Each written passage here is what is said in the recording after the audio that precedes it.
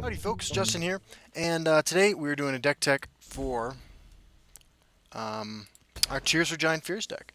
And if you are not interested in the deck tech, go ahead and skip the second half of the video because we have I mean, the deck is uh, named after, referencing the 80s pop band Tears for Fears. I'm a big fan of those guys, and we managed to get a very special guest to play an example game with this deck. It's edited into the second half of this video. I think you'll be very excited to see a really great matchup against Merric, Supreme Atromancer, Battle Mage. I know some people weren't excited that the last time I featured that matchup on the channel, we didn't have um, we didn't have any Merric action on the board. I just kind of steamrolled him. So this is a much more compelling game, I think. That said, let's take a look. We're going to look at every single card and why it's in here, basically. Let's start with the removal suite. Execute. Execute is stellar right now against Sorcerer. That is the primary reason we're running the full 3 instead of 2 or none at all, potentially. Also has a tremendous amount of synergy, or combo potentially even really, with Cloudless Illusionist. Between the two of these, you can remove most of the creatures in the game. You can remove a Night Shadow on the upper end of things. You can remove a Cinch Tiger. Just about anything can be removed with Cloudless Illusionist and Execute. Just a great combination. Scavenge Pyromancer, I like this as a removal spell as well. This is fantastic for removing wards from creatures. Obviously not ideal for removing wards from... I'm drawing a total blank. The 3 Magicka 2/2 with ward that gives you a Tome of Alteration when it loses ward. But there are still situations where if you have something on board that can trade into it then, and you just want to get it off the board, the item Sorcerer deck is really popular right now, really needs creatures on the board in order to function. So Scavenge Pyromancer can definitely see some value there. It's also just fantastic against Prophecy Battle Mage, which is probably my best matchup, although the deck has performed well for me against everything. Other removal, I mean, this is sort of removal in that it turns your smaller creatures, your weaker creatures, into removal by giving them +2/+0. Earthbone Spinner. There are definitely times when it is correct to just Earthbone Spinner a creature that has 1 toughness less just to kill it. Silencing away guard creatures is not really what you're doing with this, as opposed to most of the more aggressive decks that are playing it. But you just be flexible with it. A 3/2 that pings a creature for 1 isn't terrible. You're likely to find more opportunities for value than that. But again, this is another tool against the ward sorcerer decks. And worth pointing out, no matter what it is equipped with, this will kill a Gardener of Swords. Other removal, Loyal House Carl, sort of like Morkel Gatekeeper. Loyal House Carl is like my flex slot. This is where the card I would recommend taking out to put in just about anything you're interested in. It is the only 5-drop that is not Piercing Javelin in the deck. But in a minute, I'll talk about tech options you might want to consider. Obviously, Piercing Javelin, incredible removal spell. Not enough to be, not a whole lot else to be said about that. Save these for Markarth Bannerman if your opponent might be running that. Save these for after a Merric. Save these for Merric after he steals your creatures. Just your removal suite is limited. So remember that it's more valuable to you to trade your creatures in and eventually outvalue them with your bigger creatures or Orb of Vermina or your card draw creatures than it is to just Piercing Javelin, the first thing that comes down. Orb of Vermina, I mean, it's not removal, but it can steal removal from your opponent. And finally, Belligerent Giant is a tempo kind of card. But there are times when it is functional removal. In control and control matchups, if you can put a card into your opponent's hand when they have 9 or 10 cards in hand, because you have damaged them or whatever the circumstances are, it is functionally removal. Yeah, so that's our removal suite. The next package I want to talk about is the life gain package, and this is the key to the deck beating beating aggro decks pretty consistently. The only aggro deck that I have problems with any regularity is very aggressive archer decks. Very aggressive archer decks full of charge creatures, and your value plan against when you plan to go late isn't usually as potent or isn't as explosive, I should say, as their value plan. Um, and they are more likely to be able to trigger their triumphant Jarls. And it's going to be on like turn 8 or 9. You're going to be able to slow them down a lot. But eventually, your creatures are not going to be enough to remove all of their creatures because that deck also packs a lot of removal abilities. Um, but the life gain package is fantastic. The life gain package is Broom and Profiteer, Ravenous Hungerer, Dawnstar Healer. These cards together do a lot of work in this deck. Um, the idea is very simple. Gain enough life to consistently trigger Golden Saint or Triumphant Jarl, or to keep your opponent from triggering Blackworm Necromancer, Soul Rest Marshal, Royal Sage, stuff like that. It can really screw people's game up. It also lets you claw back into games. I mean, having a Dawnstar Healer in hand for a long time, when you're at 4 life, again, you're playing against an opponent who's running blue, I mean, the joke's on them because that Lightning Bolt Prophecy that they're counting on to kill you, and which is the reason they played so recklessly the entire time, um, not going to save them because you're going to be gaining, 3, 9, 24 life or something like that, depending on how you break their runes and how many healers you have out. Ravenous Hungerer, don't be afraid to trade this guy into something in the early game. It's more important that you control the board or you limit your opponent's presence on the board than it is to get maximum value out of this. But there's two ways that this card is great. Those two ways are your opponent is an idiot and leads off things into the shadow lane. You can teach him a valuable lesson about why you don't do that. And the other one is if you are able to manipulate the board situation to where they put their second creature into the shadow lane and you have a Ravenous Hunger in hand. That's a sort of thing you can accomplish with cards like Broom and Profiteer against a 1/1, although that's unlikely to occur. More than likely, you're going to pull this off with Morkel Gatekeeper or Scobbin Pyromancer, I suppose. And then follow it up with Ravenous Hunger over in the Shadow Lane to oppose this creature. You take a hit, maybe you break a rune, you draw a card. That's great, that's card advantage. And then you return the favor to your opponent by killing their creature and getting that life back. Um, your life gain cards sort of synergize with Golden Saint and Triumphant Jarl. As far as flex options go, depending on what you're playing against, if your meta is full of Control Mage or Control Spell Sword, maybe you run more Triumphant Jarls. If your meta is full of Archer, Golden Saint is a reasonable card because you get this down turn 5 or turn 6 when you're still in the lead for life because you've done a good job of battling in the early game.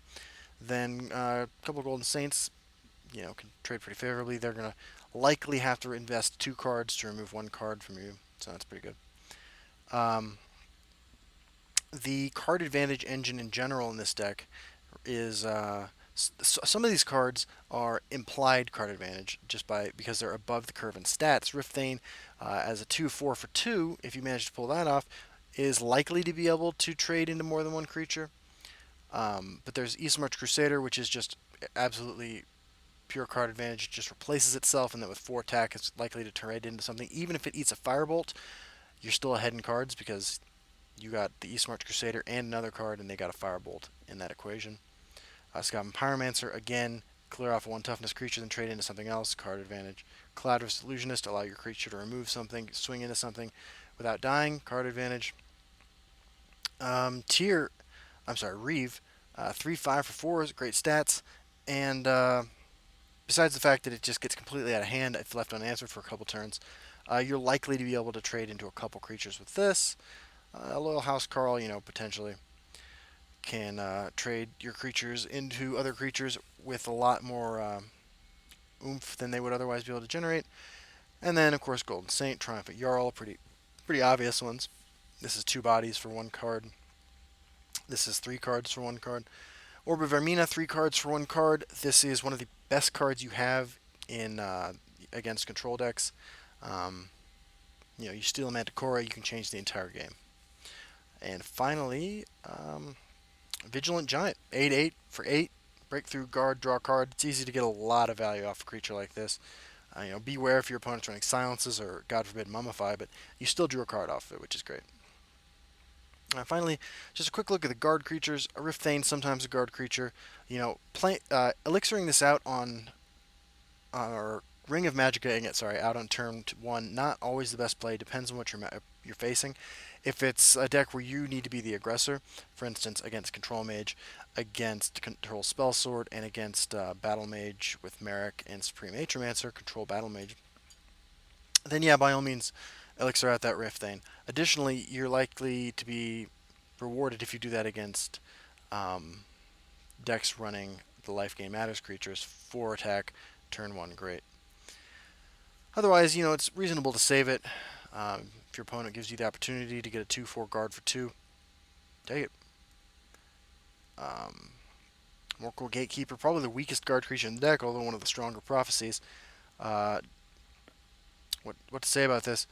The worst case scenario with this is that you buff itself with it, right? You'd rather, use its ability to make to screw up the combat math plan your opponent had the previous turn.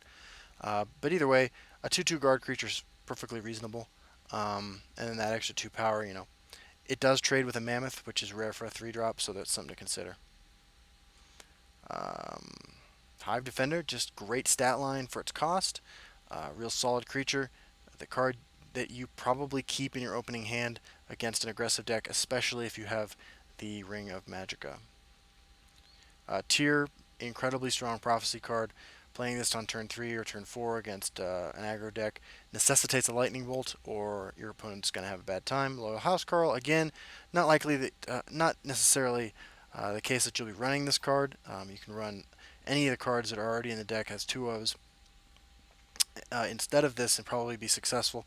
The flex cards I was talking about that you may be interested in trying out, this would be the slot to do stuff like that.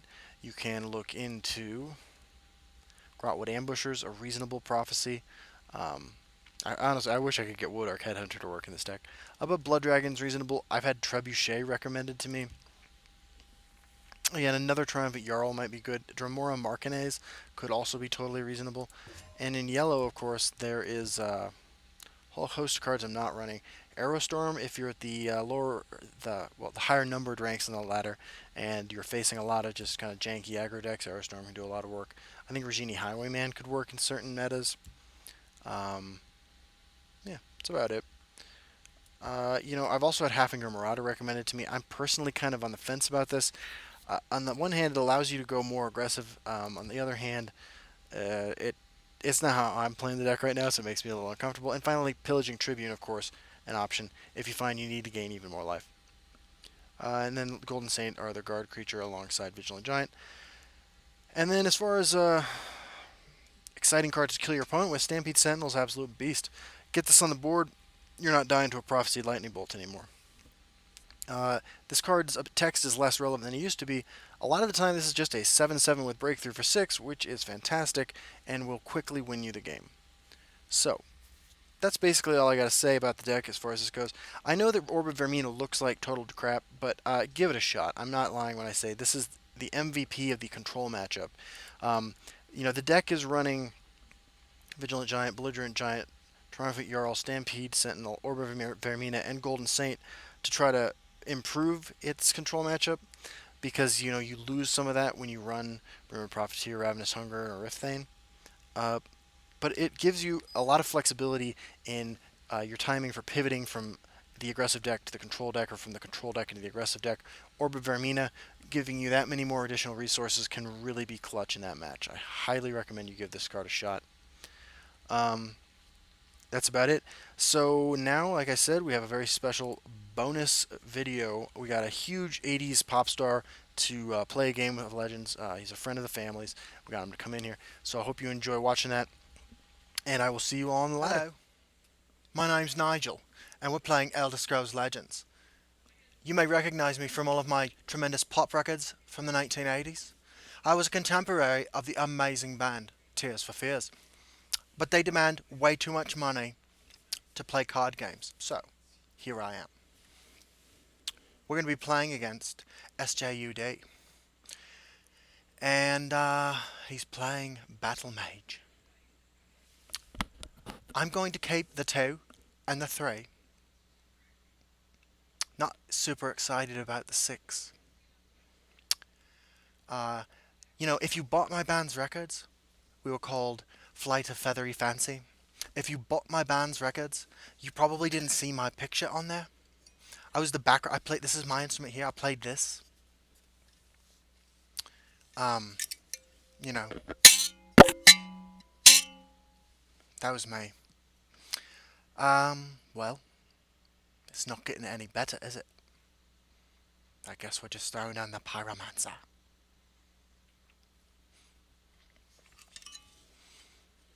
Battle Mage.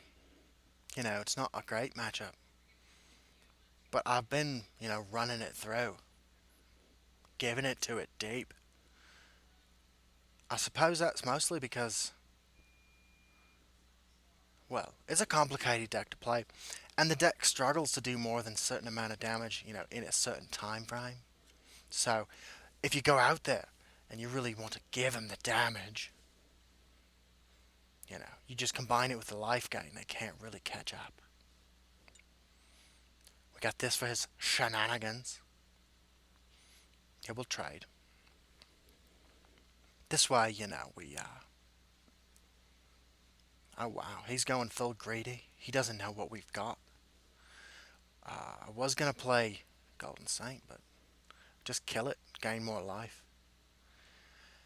You know, because we don't exactly have any, reach per se, we're really dependent upon card advantage in the form of Golden Saint and our life gain to pad us in order to get to a point where we can shove enough creatures into the shadow lane where we can win. I may slowly be becoming Australian because I'm not excellent with accents. Crap. Firebolt, of course.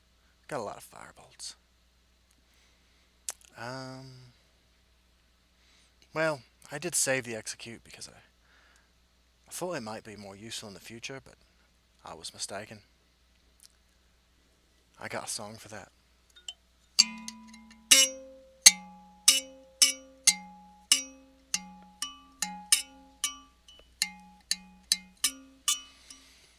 We've seen now the first of what I assume is going to be 9 million harpies. That card is quite ubiquitous in these decks. And if he has Ice Storm, well, we're the ones getting the damage then, eh?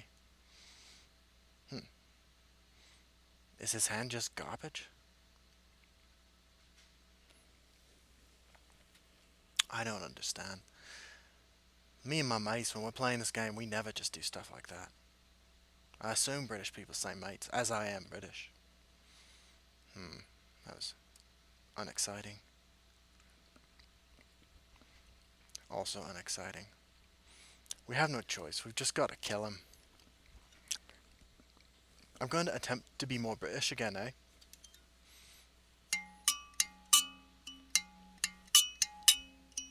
That's going on my solo album. It's going to be Wizard. That's right. Crap.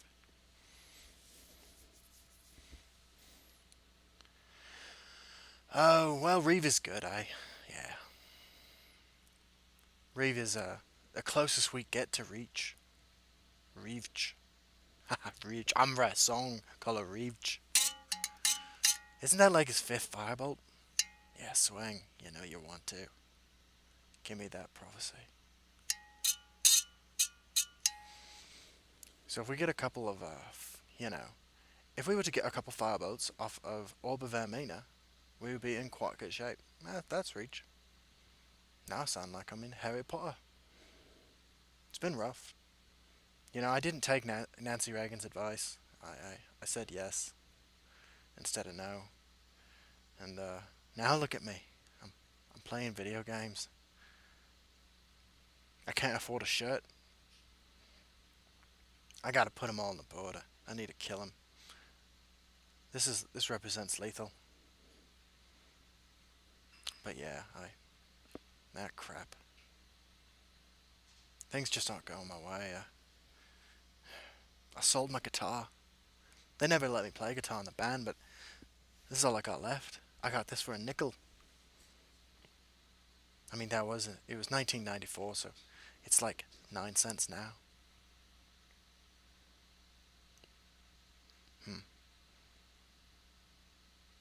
We can put him to 7, eh? With this little fella. Makes our stampeding homie a stampeding mate lethal. You know, I auditioned for Tears for Fears. They they didn't take me. It was quite sad. I wrote a song about it. It goes like this. Kitty, you don't belong here. That's my cat, Diana. I named him after the princess.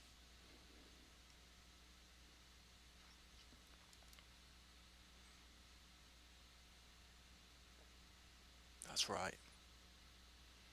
Prophecy. It makes sense in my mind to lower the attack on that one, right? Either way, he has enough power to trade into our giant, but this keeps him off of the breakthrough power. I think I'd rather take no damage if possible. He could still have another Atomancer in his hand.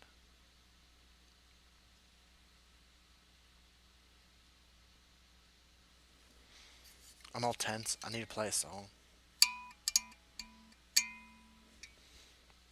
This is really the least compelling character I've ever played on here. I mean, there was the monk, the priest, the guy. He was alright. Oh yeah, now, hey, we got him to 7 like we was talking about, eh? And that orc, he was a rock star. Not me, I'm washed up. Never gonna be a star. Alright, so we have to assume he has the harpy. These decks are full of harpies. Unless he's just playing it because he's cool. This play's not particularly relevant. This game is gonna end this turn or the next. Oh, I mean the one after that if he's got the harpy. Solid, mate. There you go. I'll see y'all on the ladder, eh?